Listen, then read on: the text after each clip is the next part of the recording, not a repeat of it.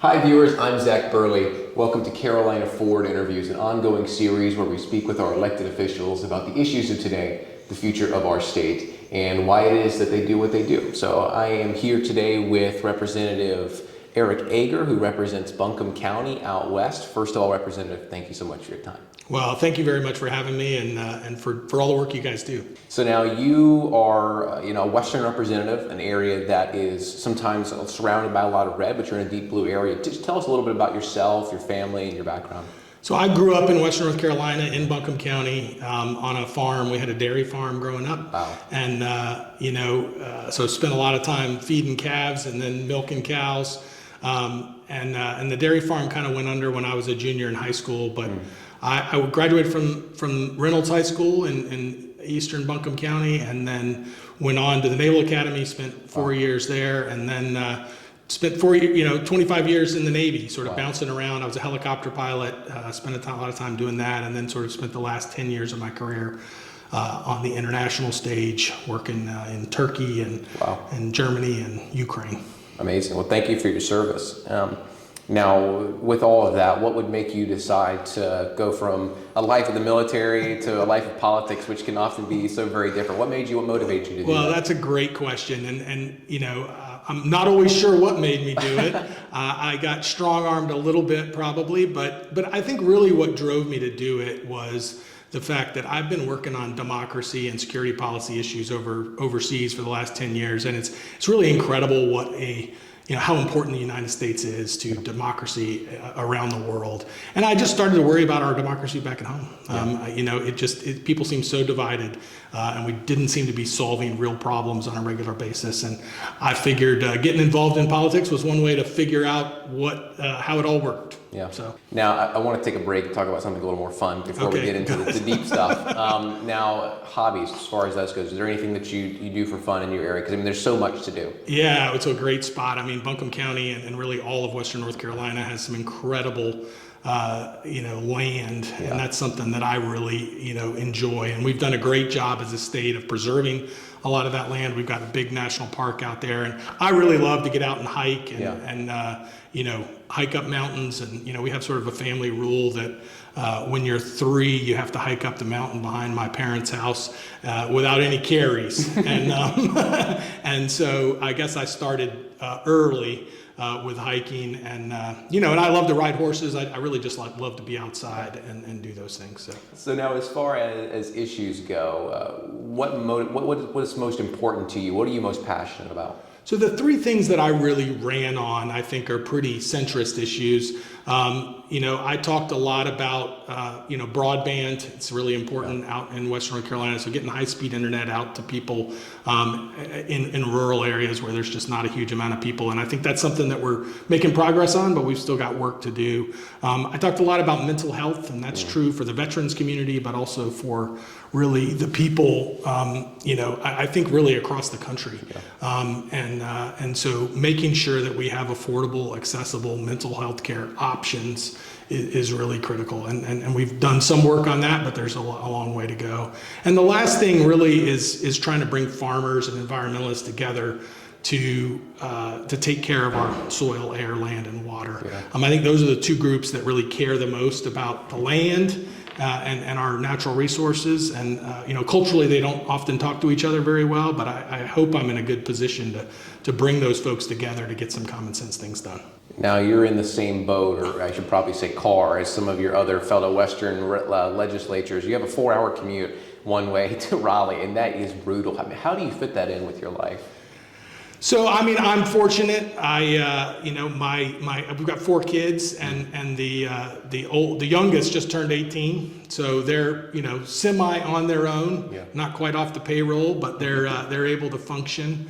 And I've retired from the Navy. I'm still running a nonprofit we have on the farm that does a horse camp and equine therapy and other things. So that does take some time, but I'm fortunate to be able to get down here for about 3.5 days a week.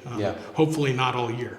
You're thinking about pitching up a camper or something, Well, I'm still staying with a buddy in Durham and just kind of couch surfing, I guess, and staying in a hotel when we have to. But I'll have to get a camper. I got to come up with the funds to do that. So now, Buncombe County, where you serve, is a deep blue area surrounded by a sea of red. Being that the nation as a whole, including our state, has so quickly and dramatically gone through political polarization, how do you approach public policy given that the area that you directly represent in Asheville and Buncombe County is so starkly different than the area that surrounds it?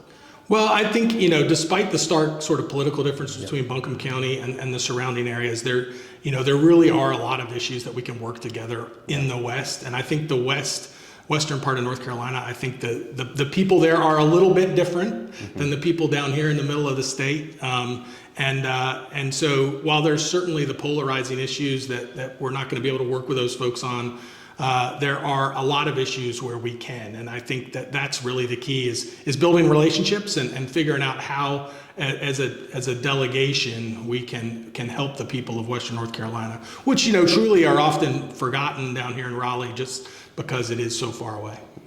Wouldn't be a discussion in North Carolina politics if we didn't talk about maps. We're all semi-professional photographers at this point.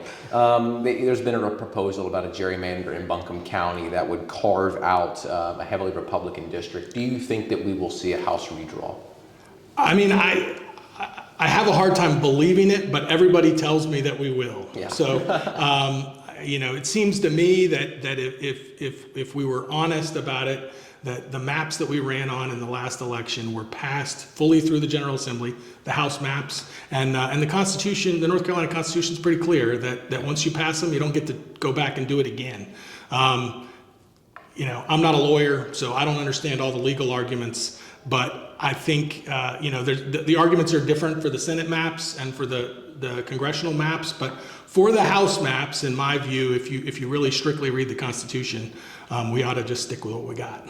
I think you have an interesting perspective, and you mentioned it earlier, about democracy at home. And that's a big discussion, not only in the country at large, but in our state, when we talk about maps and revisiting of maps and the discussion being had around our courts and both the national and state level. For yourself, with a person of experience of that, what is your take on people on the other side of the aisle who have been speaking very negatively of the way in which maps are upheld by courts and kind of the assault that there has been on the nonpartisan making of maps? Yeah, I think it's a disaster for democracy. I think, as much as we can, we ought to keep things nonpartisan, and that certainly applies to maps. 150, 200 years ago, the tools to gerrymander were very different, and I think we're much cruder. Now we have really amazing ability to manipulate data in a way that makes districts undemocratic. And if we do that across the state, and as we continue down this technology path, it's going to be a disaster because there's never going to be a close race, and we're never going to have really good we're never going to have really good discussions about the future of our state, and that's really important. One of the really big discussions has been over the closure of a mill in your region nearby. First of all, can you just speak to the impact that that's going to have on the region, which includes your district?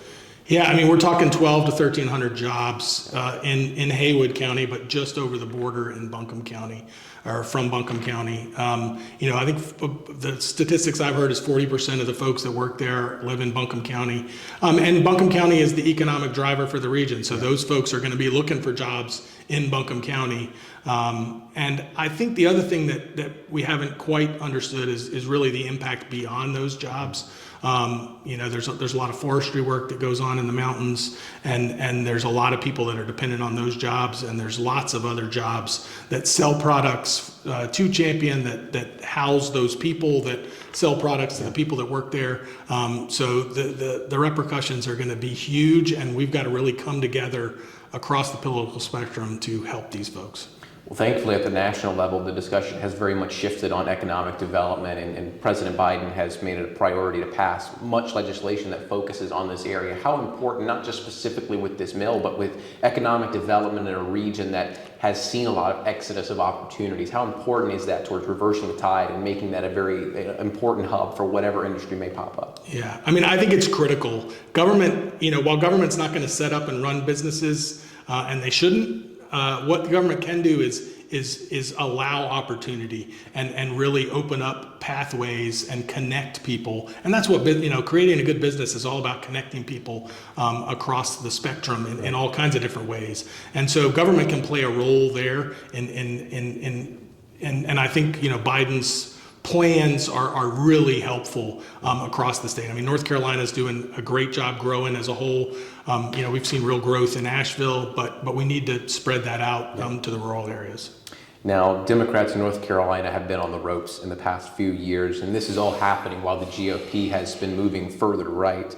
Not even speaking about legislation, but just as a political leader, trying to go back home and have these discussions with the people in your district. How do you respond to that atmosphere when dealing with your constituents?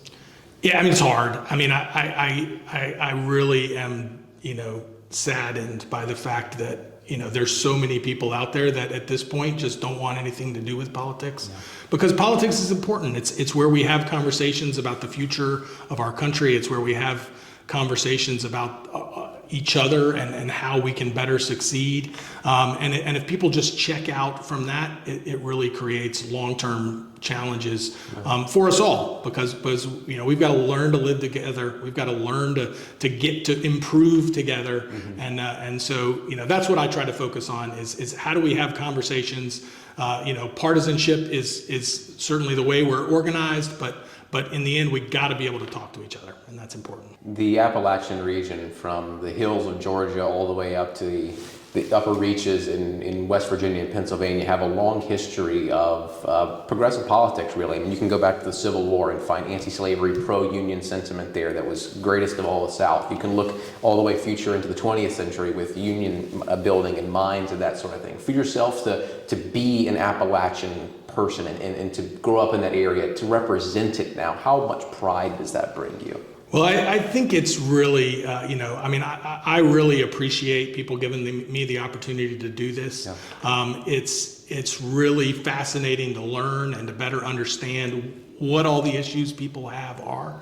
And so I'm really, truly honored to be able to do this. And I think the great thing about Appalachia really is that we have, independent people, but people that have always worked together to survive in a very harsh environment. And we've got to get back to that, working together as a group to make things better. Well, let's close with the most controversial topic in our state. All right, this will be a fun one. I'm an Eastern barbecue guy. I really am. Tell me why. Why is Western better, or is it? I mean, you have a preference. So I'm a believer in the Western barbecue. That's for sure. I think. Asheville and obviously we raise about 6 pigs a week on the farm, and so we make and eat a lot of barbecue. Wow. And that controversy will always continue. And I mean, I like any kind of barbecue, but I'm true to my roots in the western part of the state. Well, I tell you what, I'll take Western barbecue in North Carolina than any barbecue anywhere else outside the state. I'll tell you that. So, yeah. Well, Representative, I want to thank you so much for your time, for sitting down, and for speaking with us. Well, thank you very much for having me, and look forward to doing it again. Folks, thank you so much for your time as well. Look for our channels for all our previous interviews and for more coming up. Thank you so much for your time.